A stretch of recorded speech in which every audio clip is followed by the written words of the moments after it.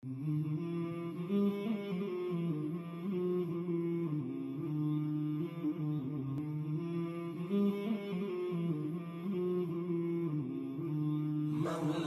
صل وسلم دائما أبدا على حبيبك خير الخلق كلهم. مولاي صل وسلم دائما أبدا على حبيبك خير الخلق كلهم. محمد سيد الكونين والثقلين، محمد سيد الكونين والثقلين والفريقين من عرب ومن عجم. مولاي صل وسلم دائما أبدا على حبيبك خير الخلق كلهم. مولاي صل. Bismillahirrahmanirrahim. Alhamdulillahirabbil alamin. Wassalatu wassalamul atammanil akmalan ala sayyidina wa maulana wa dhukhrina wa qurrati a'yunina wa maulana Muhammadin wa ala alihi wa ashabihi ajma'in. Para penonton, muslimin muslimat yang dirahmati Allah sekalian, Assalamualaikum warahmatullahi wabarakatuh. Alhamdulillah, kita bersyukur kehadrat Allah Subhanahu wa taala kerana pada kesempatan kali ini kita dapat menyambut bulan yang mulia, iaitu bulan Rabiul Awal ataupun Ar-Rabiul Anwar, iaitu bulan kelahiran baginda Nabi sallallahu alaihi wasallam. Maka sebagai seorang muslim yang beriman dengan Allah Subhanahu wa taala dan juga dengan baginda Nabi Muhammad sallallahu alaihi wasallam, untuk kita memperingati sejarah hidup baginda Nabi sallallahu alaihi wasallam, mengambil kesempatan daripada musim-musim seperti bulan Maulud seperti ini untuk kita bermuzakarah, untuk kita menambah ilmu pengetahuan dan juga maklumat kita mengenai baginda Nabi sallallahu alaihi wasallam. Kerana baginda sallallahu alaihi wasallam adalah rahmatan lil alamin. Rahmat yang perlu disebarkan kepada seluruh alam. Maka usaha yang dilaksanakan oleh masjid-masjid di Singapura, termasuk Masjid Al-Muhajirin, adalah sebahagian daripada maksud yang kita sebutkan sebentar tadi.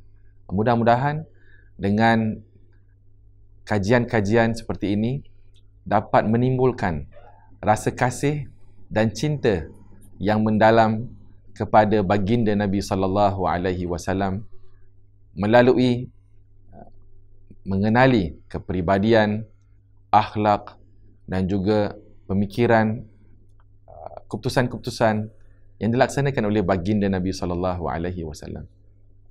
Tentu sekali maksud daripada kajian-kajian ini juga adalah agar kita dapat mengambil contoh tauladan daripada sejarah hidup Nabi sallallahu alaihi wasallam, dan berkata para ulama, likulli maqamin maqal. Di setiap masa itu ataupun di setiap situasi itu ada keadaan yang tersendiri, keputusan-keputusan yang tersendiri, percakapan-percakapan, perbuatan-perbuatan, pemikiran-pemikiran yang sesuai dengan masa dan situasi pada ketika itu.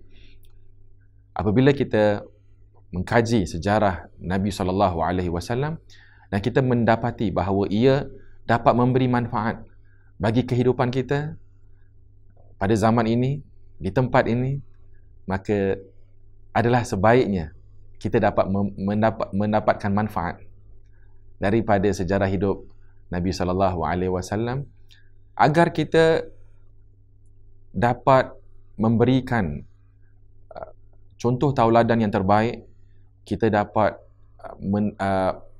dapat pilihan-pilihan yang terbaik di dalam menentukan reaksi-reaksi ataupun tindakan-tindakan yang perlu kita jalankan.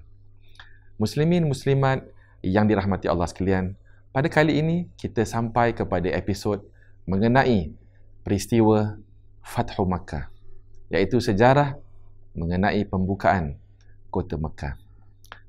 Izinkan saya untuk kembali sedikit tentang sejarah Nabi sallallahu alaihi wasallam. Rasulullah sallallahu alaihi wasallam adalah seorang Makki, adalah seorang yang dilahirkan di kota Makkah, membesar di kota Makkah, mendirikan rumah tangga di kota Makkah. Namun takdir Allah Subhanahu wa taala dan ketentuan asbab yang berlaku pada ketika itu, Nabi sallallahu alaihi wasallam perlu berhijrah ke kota Madinah. Jadi boleh kita bayangkan bagaimana perasaan baginda Nabi sallallahu alaihi wasallam, sama seperti kita apabila kita berjauhan daripada tanah air kita, tanah air yang mana kita dilahirkan dan kita dibesarkan dan kita membina rumah tangga dan sebagainya. Begitu jugalah Nabi sallallahu alaihi wasallam. Bahkan ketika Nabi sallallahu alaihi wasallam keluar daripada kota Mekah, Nabi sallallahu alaihi wasallam ada mengatakan bahawasanya kota Mekah itu adalah tempat yang paling dicintainya. Jadi setelah berhijrah baginda Nabi sallallahu alaihi wasallam ke kota Madinah pada tahun ke-8 daripada hijrah Nabi sallallahu alaihi wasallam, telah berlaku sesuatu yang merobek ataupun yang mengganggu keadaan ataupun perjanjian yang telah dilaksanakan oleh baginda Nabi sallallahu alaihi wasallam dan juga dengan orang Quraisy, kaum Quraisy, iaitu yang dinamakan sebagai perjanjian Hudaibiyah. Seperti mana yang kita maklum, di dalam perjanjian Hudaibiyah, di sana terdapat kesepakatan daripada pihak baginda Nabi sallallahu alaihi wasallam dan kaum mukminin berserta dengan kaum Quraisy di Makkah untuk mereka melaksanakan genjatan senjata. Berarti tidak melaksanakan ataupun tidak memulakan sebarang peperangan ataupun pertumpahan darah. Namun pada tahun ke-8 Hijrah telah berlaku sesuatu yang mengganggu perjanjian ini, iaitu sebuah kabilah Bani Bakar. Mereka ini adalah sekutu bagi masyarakat kaum Quraisy di Makkah. Mereka telah meminta daripada pembesar-pembesar Quraisy untuk mengalahkan seteru ataupun musuh mereka, iaitu Bani Khuza'ah, yang mana pada ketika itu merupakan sekutu bagi Nabi SAW dan kaum mukminin. Jadi Bani Bakar bersama kaum Quraisy, sekutu Quraisy, Bani Khuza'ah, sekutu Rasulullah SAW. Jadi punca daripada gangguan perjanjian ini bukan datang daripada kaum Quraisy ataupun daripada Rasulullah SAW sendiri, tapi berlaku daripada pihak sekutu-sekutu yang bertelagah pada ketika itu. Jadi disingkatkan cerita, ketika kaum Quraisy menyahut permintaan daripada pemuka-pemuka Bani Bakar untuk mengalahkan Bani Khuza'ah dan telah berlaku pembunuhan beberapa orang daripada Bani Khuza'ah, maka Bani Khuza'ah berangkat bertemu dengan Rasulullah SAW di Madinah dan telah menyampaikan apa yang telah dilaksanakan oleh Bani Bakar dan juga sebahagian daripada orang-orang Quraisy pada ketika itu. Mendengar akan perkara demikian, Nabi SAW berasa marah kerana ini sudah dianggap sebagai satu pengkhianatan, sebagai satu gangguan bagi perjanjian perdamaian yang telah diikatkan oleh baginda Nabi SAW dengan kaum Quraisy. Para jemaah yang dirahmati Allah sekalian, Nabi SAW rahmatan lil alamin adalah orang yang sangat mengutamakan kedamaian, yang sangat mengutamakan keamanan, adalah seorang yang sangat berpegang kepada janjinya. Maka apabila berlaku pengkhianatan ini, Nabi SAW pun mengumpulkan masyarakat Madinah pada ketika itu, termasuk dengan sekutu-sekutu daripada kabilah-kabilah Arab di luar Madinah, dan baginda sallallahu alaihi wasallam berangkat ke kota Makkah untuk bertemu dengan Quraisy. Itu yang dikatakan sebagai permulaan, bibit-bibit permulaan peristiwa Fathu Makkah. Diringkaskan, di pertengahan jalan apabila Nabi SAW sudah berangkat dan kaum Quraisy mengetahui tentang gerakan Nabi SAW daripada Madinah, mereka menghantar 3 orang daripada pembesar-pembesar Quraisy untuk bertemu dengan Rasulullah SAW, antaranya Abu Sufyan. Namun Abu Sufyan yang dihantar sebagai wakil kaum Quraisy untuk berdiskusi ataupun berbincang dengan baginda Nabi SAW tentang bagaimana dapat dilaksanakan ataupun dapat menjaga semula perjanjian genjatan senjata tersebut. Abu Sufyan pada awalnya telah berangkat ke Madinah, awalnya berjumpa dengan Nabi SAW, namun Nabi SAW tidak memberikan apa-apa komentar. Dan begitulah apabila Abu Sufyan bertemu dengan Sayyidina Abu Bakar, Sayyidina Abu Bakar tidak ingin untuk membantu beliau untuk bercakap dengan Nabi SAW tentang hal tersebut. Begitu juga dengan Sayyidina Umar.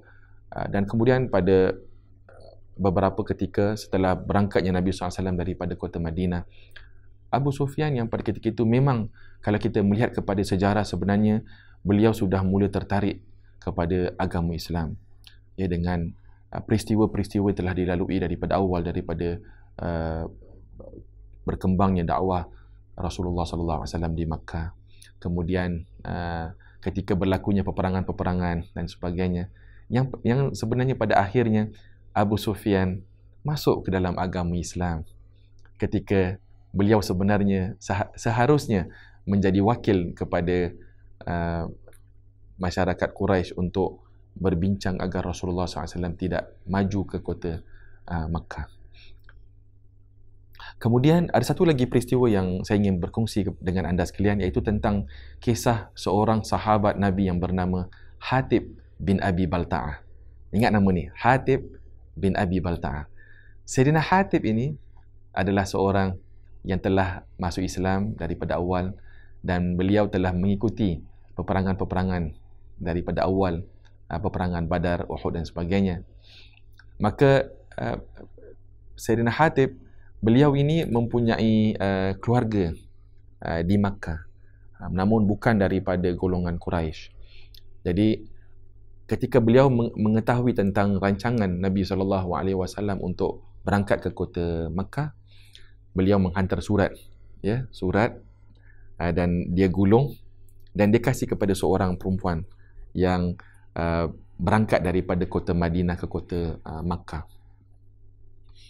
Maka Nabi SAW telah diberi khabar oleh malaikat Jibril tentang perkara ini, dan Nabi SAW telah menghantar beberapa orang sahabat untuk menahan perempuan tersebut daripada menyampaikan surat itu kepada keluarga Hatib bin Abi Balta'ah di Makkah.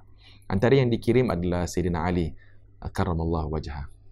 Jadi diringkaskan ceritanya, kalau kita renungkan, perbuatan Sayyidina Hatib ini barangkali boleh dianggap sebagai satu pengkhianatan, kalau kita boleh guna istilahnya, pengkhianatan kepada Rasulullah SAW. Jadi ketika Sayyidina Umar mengetahui tentang perkara ini, beliau berasa sangat berang dan marah, dan dia meminta izin daripada Rasulullah SAW untuk memenggal leher Hatib bin Abi Balta'ah. Namun Rasulullah SAW telah berkata pada ketika itu, Rasulullah SAW bertanya kepada Hatib bin Abi Balta'ah kenapa dia berbuat demikian, maka dia menjawab bahawasanya dia bukan berniat untuk mengkhianati Nabi SAW ataupun orang-orang Islam di Madinah, tapi beliau sebenarnya lebih memikirkan tentang nasib keluarganya nanti apabila orang muslimin masuk ke Makkah. Barangkali keluarganya akan terjejas, sedangkan keluarganya bukanlah antara orang yang memusuhi baginda Nabi SAW secara langsung. Jadi beliau bermaksud untuk meminta bantuan daripada beberapa orang Makkah untuk beberapa orang Quraisy untuk memberitahu kepada ahli keluarganya. Lebih kurang begitulah sejarahnya. Setelah Nabi SAW mendengarkan penjelasan Hatib bin Abi Balta'ah, Nabi berpuas hati dan Nabi berkata kepada Sayyidina Umar, laqad sadaq. Dia telah pun berkata jujur mengenai apa yang dia sampaikan tadi. Kemudian Nabi mengatakan, tahukah kamu, maksudnya ketika Sayyidina Umar meminta untuk menghukum beliau, Rasulullah SAW dengan rahmatnya, rahmah yang ada pada Rasulullah SAW telah berkata kepada mereka semua, biarkanlah Hatib bin Abi Balta'ah, terimalah keuzuran yang telah beliau sampaikan dan maafkanlah dia. La'allallaha ittala'a ala ahli Badar.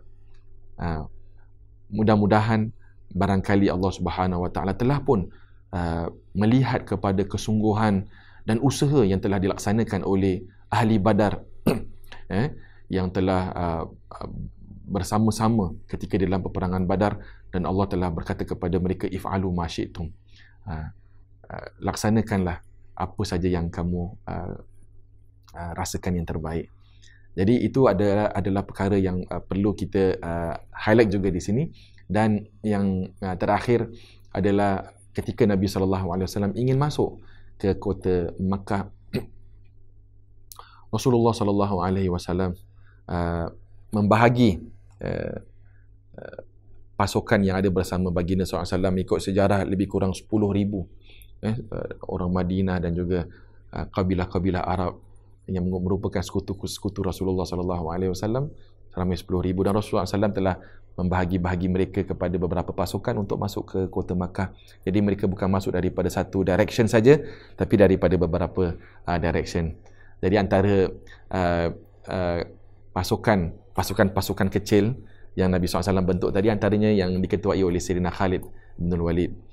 Pasukan-pasukan lain masuk dalam keadaan sejahtera kerana Abu Sufyan telah pun menyampaikan kepada mereka bahawa Rasulullah SAW sudah dalam perjalanan ke kota Makkah dan telah memberitahu kepada mereka, man dakhala darahu fahuwa amin. Barang siapa masuk ke dalam rumahnya dan kunci, dia akan aman, dan mana tidak akan diganggu oleh pasukan Rasulullah SAW. Dan waman dakhala al-masjid fahuwa amin, dan barang siapa masuk ke Masjidil Haram juga dia akan aman.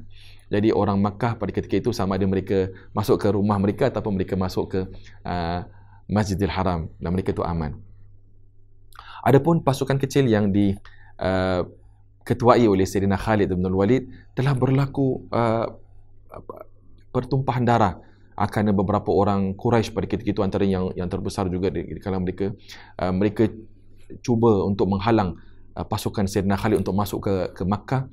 Kemudian ketika Rasulullah SAW nampak dari jauh, dalam buku sirah mengatakan menampak seperti kilauan-kilauan pedang yang berlaku pada direction pasukan Sayyidina Khalid bin Walid. Rasulullah SAW angkar. Rasulullah SAW mengatakan, kenapa berlaku seperti ini? Bukankah aku telah memberikan arahan untuk tidak melaksanakan sebarang pertumpahan darah? Namun mereka menjawab, ya Rasulullah, pada hakikatnya Khalid bin Walid tidak memulakan peperangan itu, pertumpahan darah itu, tapi dia telah dihalang dan dia telah diancam untuk dibunuh, maka beliau perlu mempertahankan dirinya sehingga berlakulah pertumpahan darah tadi itu. Jadi daripada sini pun dapat kita mengambil manfaat ataupun faedah bahawa Nabi SAW adalah orang yang paling tidak suka untuk menumpahkan darah, berlakunya pertumpahan darah daripada pihak mana sekalipun. Dan yang terakhir, apabila Nabi SAW telah pun selamat masuk ke kota Makkah bersama kaum muslimin, dan Nabi SAW memerintahkan agar dikumpulkan semua ahli Makkah, penduduk Makkah pada ketika itu, berdekatan dengan Kaabah al-Musharrafah. Ketika mereka telah hadir di hadapan Rasulullah SAW, maka Rasulullah SAW pun bertanya kepada mereka, agak-agak kamu, apa yang akan aku lakukan kepada kamu? Ma dhannukum anni fa'ilun bikum. Maka berkatalah orang-orang Quraisy pada ketika itu, dan kita bayangkan bagaimana keadaan yang menimpa kaum muslimin pada awal-awal tumbuhnya dakwah Islam, dakwah Rasulullah SAW. perselisihan faham yang berlaku hingga kepada peringkat mendenda dan juga mengazab kaum muslimin dan sebagainya. Sehingga Nabi SAW sendiri perlu untuk keluar daripada kota Makkah, berangkat ke kota Madinah Al-Munawwarah. Ketika ditanya kepada mereka, mereka pun menjawab, Akhun Karim wa banu akhin karim. Engkau saudara yang mulia dan engkau adalah keturunan daripada orang-orang yang mulia. Maka pada ketika itu baginda Nabi SAW berkata kepada mereka semua ahli Makkah yang ada pada ketika itu, daripada ketua-ketua kaum Quraisy yang masih lagi hidup pada ketika itu, dan seluruh ahli Makkah dengan apa yang telah mereka laksanakan kepada orang Islam, Rasulullah SAW rahmatan lil alamin telah berkata kepada mereka, idhabu fa antum tulaqa. Pulanglah kamu semua ke tempat masing-masing.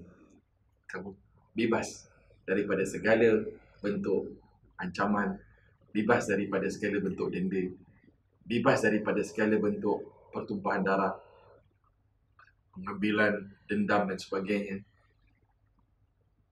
Dan itulah apa yang diucapkan oleh Nabi SAW yang mengikut kata sebagian ahli sejarah yang telah menjadikan ramai di kalangan ahli Makkah pada ketika itu masuk ke dalam agama Islam. Dan itu yang difirmankan oleh Allah Subhanahu wa taala dalam Al-Quran Al-Karim, "Idza jaa nasrullahi wal fath wa ra'aitan nas yadkhuluna fi dinillahi afwaja." Ketika berlaku Fathu Makkah, kata Allah Subhanahu wa taala, wa ra'aitan nas, kau lihat manusia masuk ke dalam agama Islam berbondong-bondong. Manusia masuk ke dalam agama Islam yang mereka pada awalnya adalah merupakan orang-orang yang tidak suka kepada agama Islam. Mereka adalah orang yang pada awalnya tidak suka kepada Nabi Muhammad SAW, tidak suka kepada sahabat-sahabat Nabi. Tetapi kerana akhlak yang ditunjukkan oleh Nabi SAW, sifat mulia, sifat kemaafan yang ditunjukkan oleh Nabi SAW, mereka semua masuk ke dalam agama Islam. Jadi mereka masuk Islam bukan kerana khutbah yang berjela-jela yang disampaikan, tetapi kerana satu sikap, kerana satu peluang situasi yang mana Rasulullah SAW menunjukkan sebuah akhlak yang sangat mulia telah menarik hati mereka untuk masuk ke dalam agama Islam. Dan kita juga ingin berkongsi tentang sifat kemaafan ini. Apakah kita masih ingat tentang peristiwa peperangan Uhud yang mana Sayyidina Hamzah radhiyallahu anhu, pakcik Rasulullah SAW, telah dibunuh?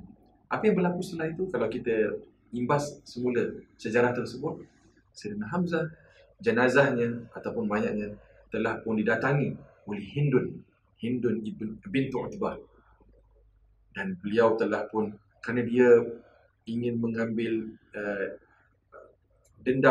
berdendam kepada Sayyidina Hamzah, maka dia telah berbuat hal-hal yang tidak baik kepada jenazah Sayyidina Hamzah, sehingga bila Nabi SAW mencari jenazah Sayyidina Hamzah setelah selesai peperangan Uhud, Rasulullah SAW merasa sangat sedih dan Rasulullah SAW menangis. Bayangkan Rasulullah SAW pada ketika itu, pada Fathu Makkah, Hindun bintu Utbah adalah antara orang yang telah diberi hidayah oleh Allah Subhanahu wa taala, dan dia masuk ke dalam agama Islam. Ketika dia masuk, dia berjumpa dengan Rasulullah SAW untuk memberikan bai'ah kepada Nabi SAW. Daripada cara percakapan dia tu, Nabi SAW tahu bahawa dia itu adalah Hindun. Maka Nabi kata, adakah kau Hindun? Kata, ya, saya Hindun. Dan aku menyaksikan bahawasanya tiada Tuhan kecuali Allah, dan engkau adalah pesuruh Allah SAW. Begitu Rasulullah SAW mendengar Hindun masuk ke dalam agama Islam, Rasulullah SAW memaafkan dia. Rasulullah SAW terima syahadah dia dan terima bai'ah dia. Bahkan, tapi ada sebahagian riwayat mengatakan Nabi SAW meminta satu permintaan daripada dia, iaitu, Hindun, kalau kau mampu untuk tidak memperlihatkan aku akan dirimu, maka lakukanlah. Tapi itu bukanlah sesuatu yang dipaksa oleh Nabi SAW, tetapi adalah satu permintaan peribadi daripada Nabi SAW, kerana saking sedihnya tentang apa yang telah berlaku kepada pakciknya Hamzah. Nabi SAW, insan yang sangat mulia, dia tidak pun mengambil dendam terhadap apa yang dilakukan oleh Hindun. Dia tidak berdoa kepada Allah Subhanahu Wa Taala, ya Allah, hancurkanlah orang yang telah membunuh pakcikku dan sebagainya. Tidak. Nabi sallallahu alaihi wasallam terima. Dan begitulah para muslimin muslimat yang dirahmati Allah sekalian. Ini adalah sejarah Nabi kita, Nabi Muhammad sallallahu alaihi wasallam. Tujuan daripada kita membahas sejarah Nabi kita sallallahu alaihi wasallam adalah untuk kita mengambil suri tauladan, adalah untuk kita merenung bagaimana Nabi sallallahu alaihi wasallam menjalani kehidupannya. Mudah-mudahan kita dapat mengambil tauladan, kita dapat mengambil contoh, kita dapat mengambil iktibar bagaimana kita dapat menjadi seorang umat Nabi sallallahu alaihi wasallam yang mulia. Kalau kita bangga menjadi umat Nabi Muhammad sallallahu alaihi wasallam, hendaklah kita berbangga juga untuk mengikuti jalan dan sunnah Rasulullah sallallahu alaihi wasallam. Mudah-mudahan Allah Subhanahu wa taala memberikan kita kekuatan untuk keluar daripada situasi yang kita berada sekarang ini dalam keadaan yang terbaik.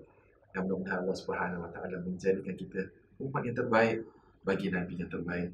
Sekian saja daripada saya. Aqulu qawli hadha wa astaghfirullahal azim li wa lakum.